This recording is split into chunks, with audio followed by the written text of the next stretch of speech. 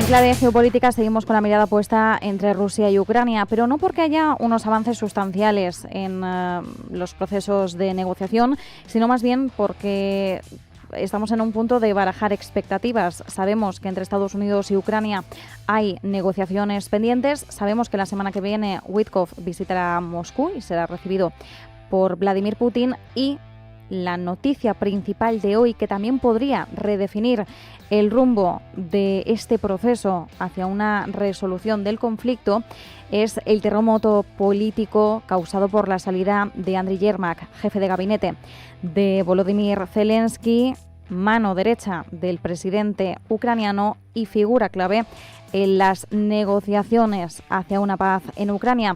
Vamos a analizar la magnitud de esta salida y sobre todo en qué punto nos encontramos con Luis Rodrigo de Castro, profesor de Relaciones Internacionales de la Universidad CEU San Pablo. Luis, ¿qué tal estás? Buenas tardes. Hola Marta, buenas tardes.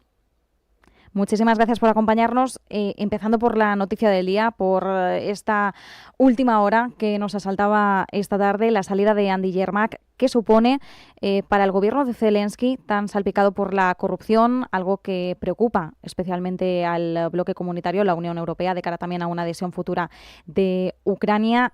¿Qué supone también en el plano geopolítico de cara a los avances o no avances hacia una resolución de la guerra?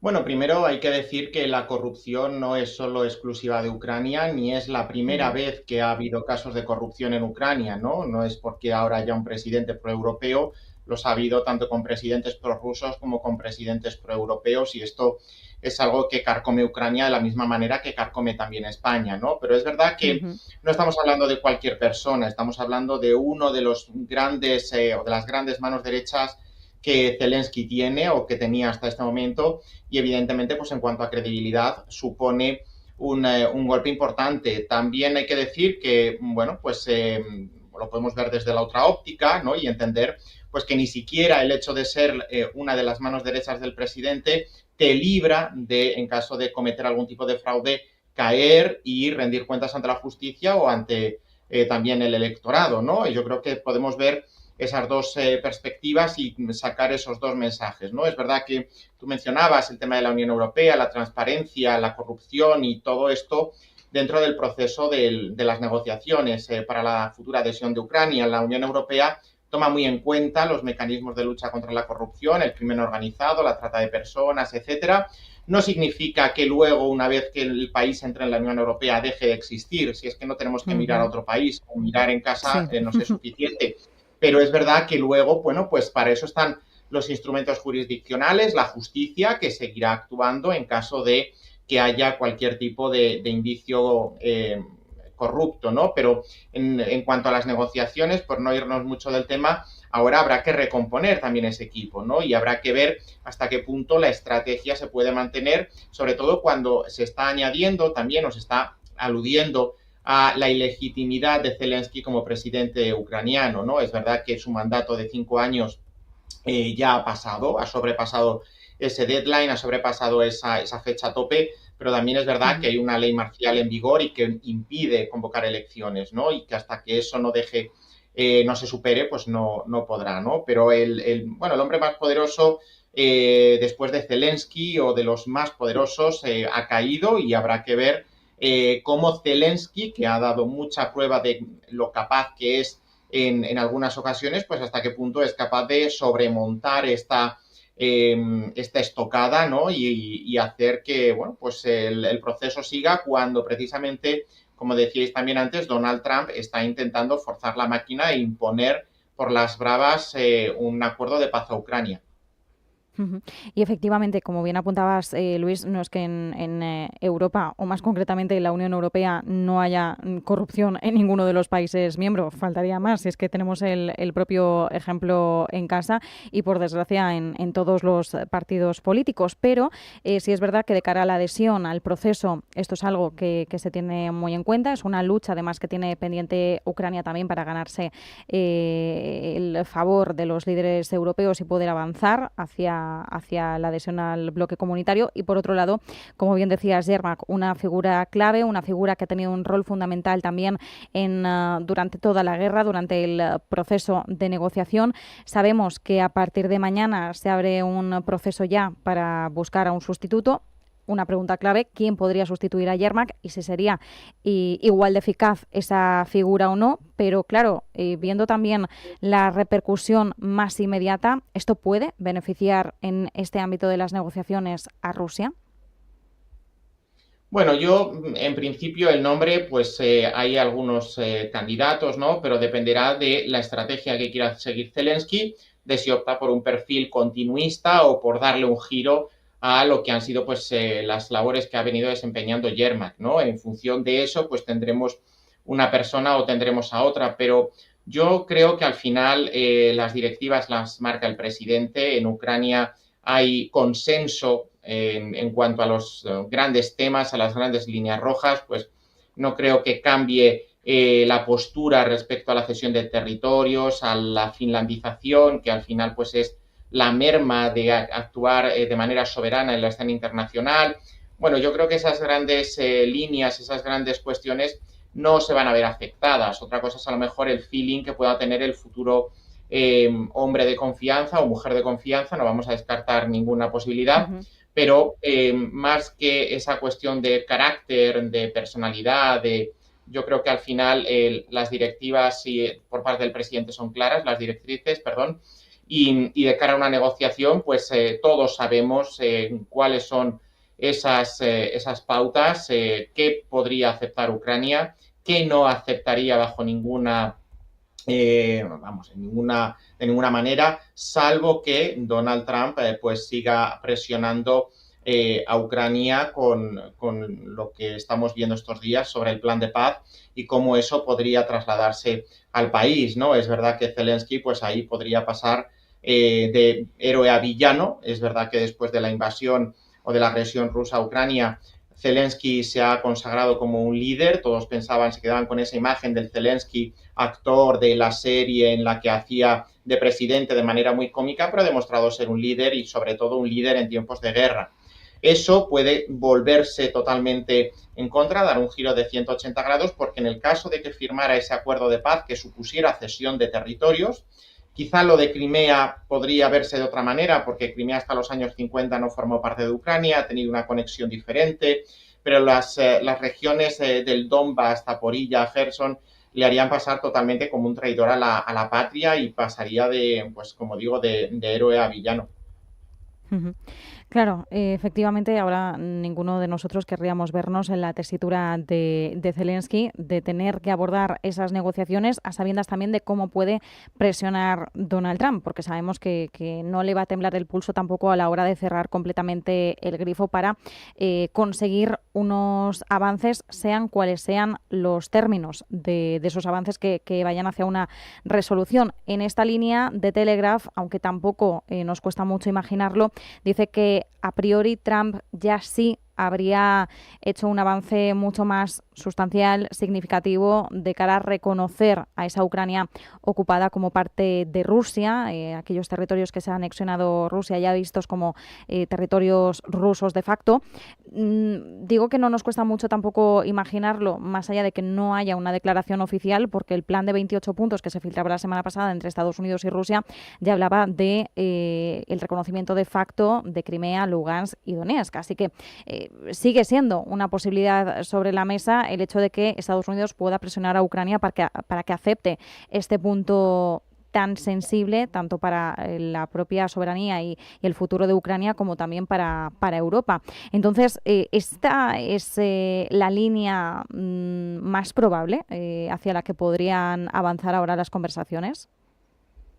Bueno, con Donald Trump nunca se sabe, es verdad que me piensa mal y acertarás, dice el dicho en español, ¿no? Pero hay que tener mucho cuidado, ¿no? Y yo creo que ahí no es solo la voluntad del presidente. El presidente de Estados Unidos tiene un equipo muy solvente, pero no Donald Trump. Todos los presidentes al final se rodean de lo que es la élite, ¿no? Los consejeros más sabios y que mejor preparación pueden tener, porque evidentemente pues él es quien decide, pero no deja de ser una persona con todas las limitaciones que podemos tener cualquiera. y ahí yo creo que hay algún asesor que le puede dar una breve clase de Derecho Internacional y bueno, pues otra cosa es que luego él quiere escuchar.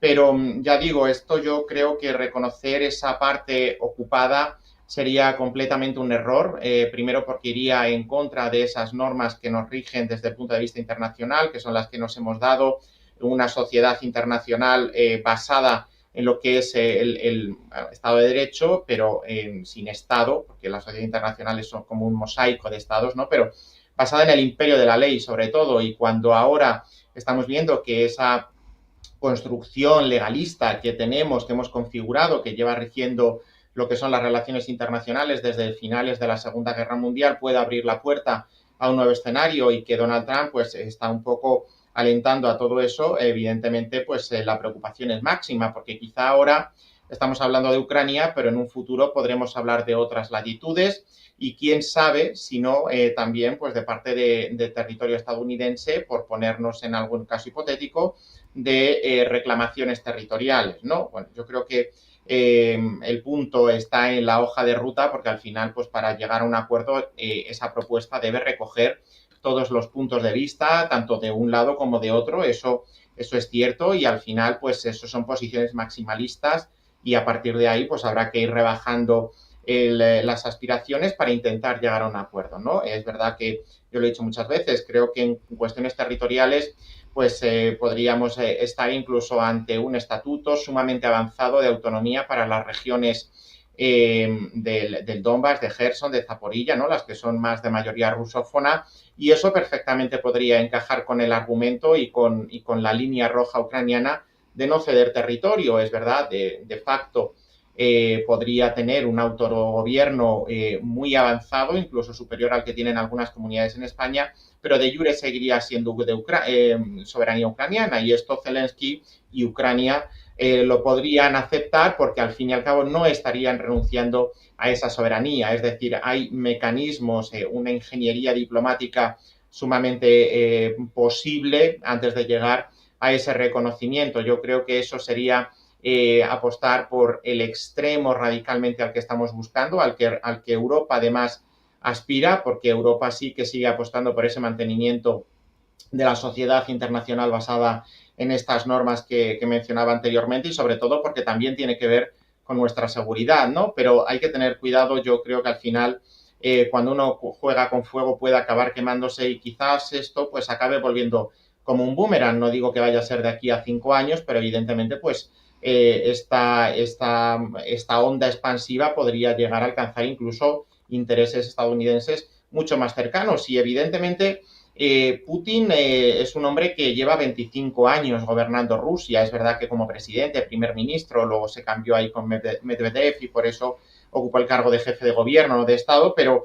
él no tiene una posición, no tiene una fecha de caducidad, por decirlo de alguna manera. Donald Trump sí la tiene, es el año 2029 en enero, pero Putin, salvo que la biología pues se lo impida bueno, pues, estará mucho más al frente del Kremlin y sabe que es ahora cuando tiene la sartén por el mango y Donald Trump está empeñado a vender Ucrania con tal de sacar rédito de alguna manera, sobre todo económico. Es la diferencia de Biden. Él considera que la ayuda a Ucrania no es una donación, como podía comprenderlo la administración Biden, sino que es una inversión, unos ahorros que uno pone para que den rédito y así y ya según la perspectiva de la administración Trump, pues ya estamos en ese momento de ir al banco y recuperar no solo la inversión, sino también los beneficios que podamos sacar de manera jugosa todo ello.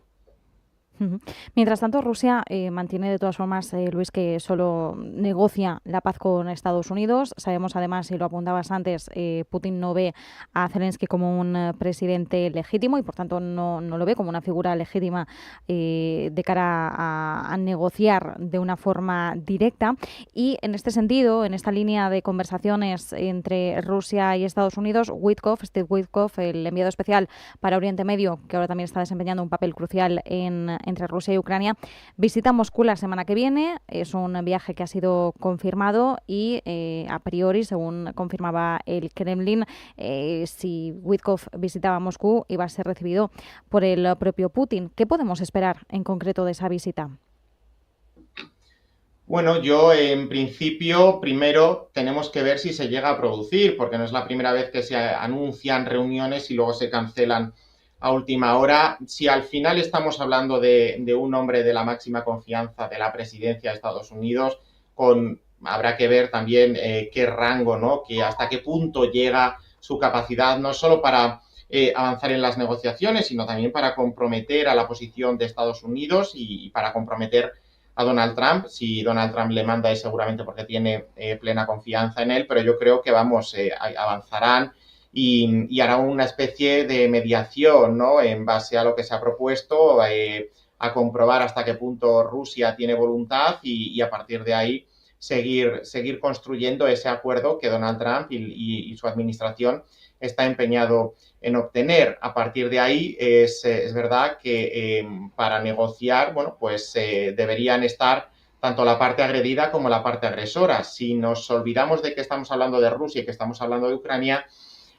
bueno, pues diríamos la parte agresora está negociando con otra parte, otra tercera parte, un tercer estado, qué bocado territorial pegarle, qué beneficios mutuos pueden tener a ese territorio o a ese estado que ha sido agredido, ¿no? Es decir, el matón del recreo está negociando, por así decirlo, con el profesor qué castigo le ponen a ese compañero al que han agredido en el recreo, ¿no? Por ponerlo un poco de manera sencilla y coloquial para que se entienda bien, ¿no? Y a partir de ahí, bueno, pues entramos en la consideración de Zelensky. Ucrania debería estar.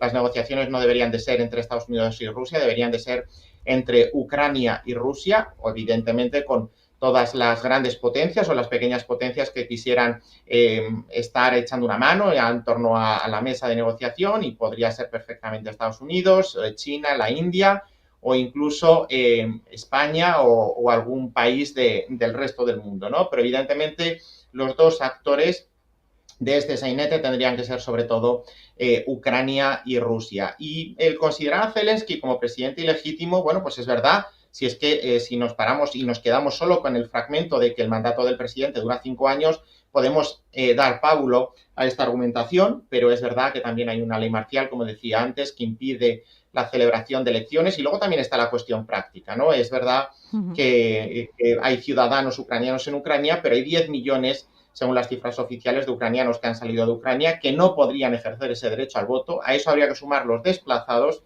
y esto se solucionaría tan fácilmente como que Rusia declarara un alto el fuego, que se comprometiera a no bombardear, a cesar todos sus ataques militares en Ucrania, de tal manera que, recomponiendo el panorama sociopolítico, se pudieran celebrar esas elecciones, que Zelensky saliera nuevamente elegido presidente, que fuera otra persona, y esto se solucionaría de manera tan fácil, ¿no? Yo siempre lo digo, yo me acuerdo hace no mucho, hace unos 5 años, en pleno COVID, aquí en España, se aplazaron unas elecciones regionales, en concreto dos, ¿no?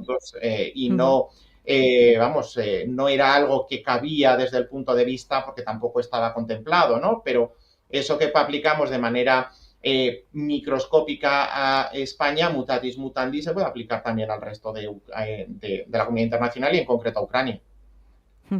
Efectivamente, son situaciones que obligan, ¿no?, a tomar este tipo de medidas ante la imposibilidad de celebrar unos comicios, lo cual es lógico, y además ahora también tenemos el añadido de que llevamos casi 4 años de guerra, y en todo este tiempo ha habido también muchos ucranianos que se han visto forzados a huir y a desplazarse, ¿no? Y son ciudadanos que efectivamente también entendemos que querrían decidir sobre la soberanía y la democracia futuro de Ucrania, ese curso, ¿no? Y querrían efectivamente participar en unas elecciones. Vamos a ver, porque efectivamente sigue ese mensaje. De hecho, aparte de que el Kremlin ha reafirmado que Rusia solo negocia la paz con Estados Unidos, Medvedev ha dicho que, y lo acaba de decir ahora en esta última hora, que no será Zelensky quien firme el tratado de paz. No sé de todas formas, Luis, hasta qué punto, y ya con esto cerramos, podríamos esperar que Rusia presione mucho en esta cuestión, en la cuestión de la supuesta no legitimidad de Zelensky, y que intente transmitirle a Estados Unidos este mensaje para que Estados Unidos pueda dejar más a un lado a Ucrania en este proceso.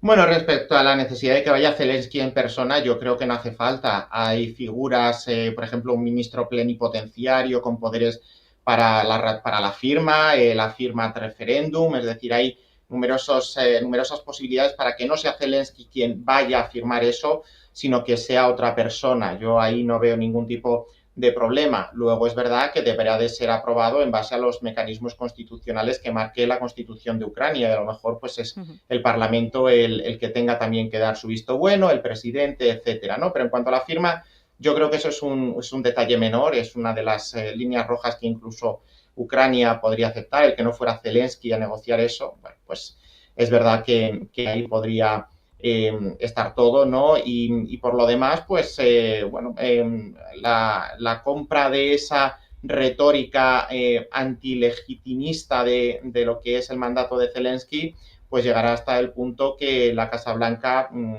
quiera, ¿no? Es verdad que ha estado tratando con Zelensky en este año casi ya cumplido de administración Trump, por tanto, ahora cambiar las tornas, cambiar el relato, sería una cuestión bueno, pues iría mucho más allá de lo que la lógica nos dice, ¿no? Pero bueno, como digo, como con Donald Trump nunca se sabe, pues igual que decía primero que el malo era Zelensky, le echó el rapapolvo en la Casa Blanca, luego se volvió, viró de posicionamiento, luego volvió a cambiar, bueno, pues donde dije digo, y al final pues podemos entender que esa posibilidad está sobre la mesa porque, bueno, pues uno cambia de opinión, o como diría aquel, no miento, sino que cambio de opinión a diario, ¿no? Bueno, pues ese cambio de opinión a diario puede llevar a que Estados Unidos acabe echándose en brazos de Rusia también en este tema del argumentario de la no legitimidad presidencial de Zelensky, y eso pues será lo que Putin le indique y Donald Trump quiera, porque al final no tenemos que olvidar que los beneficios que Estados Unidos, Donald Trump puedan sacar en Ucrania son los que van a justificar todo, ¿no? Y la administración Trump pasará por encima de Ucrania si con eso consigue recuperar lo invertido y además también tener esos réditos cuantiosos que pueda, llámese tierras raras o llámese fondos, llámese como se quiera llamar, y sobre todo sabiendo que Ucrania está en una posición sumamente débil. Es verdad que además ahora todavía tenemos tiempo, el invierno ucraniano es duro y nos espera, pues que hemos visto en estos años, nos espera un gran avance, ¿no? Otra cosa es cuando ya la primavera haga que los terrenos sean más practicables, que el mal tiempo, la nieve desaparezca y esto pues pueda avanzar, ¿no? Yo creo que eso también hay que tenerlo en cuenta, que estamos en invierno y en invierno la situación se pone en pausa, más allá de pequeñas escaramuzas y pequeños avances que pueda haber, pero veremos a ver en este impasse hasta que llegue el mes de marzo qué sucede, sobre todo porque si Estados Unidos recorta la ayuda militar a Ucrania, Europa no es capaz de reemplazar esas cantidades o esas remesas de armamento, de apoyo financiero que Estados Unidos está aportando, pues evidentemente a Ucrania, a Zelensky, no le quedará otra porque quizás esta opción de renunciar a 4 oblasts, a esas 4 porciones del territorio de Ucrania, pues sea la opción más factible con el resto de salvar el resto del país de la caída completa ante Rusia, ¿no? Es como intentar salvar de la gangrena un cuerpo amputándole un brazo, ¿no? Bueno, pues eso sería un poco el mal menor en ese extremo de posible caída completa de Ucrania ante las fuerzas rusas. Pues nos quedamos con este análisis. Luis Rodrigo de Castro, profesor de Relaciones Internacionales de la Universidad CEU San Pablo. Muchísimas gracias, como siempre. Un abrazo y feliz fin de semana. A vosotros, igualmente.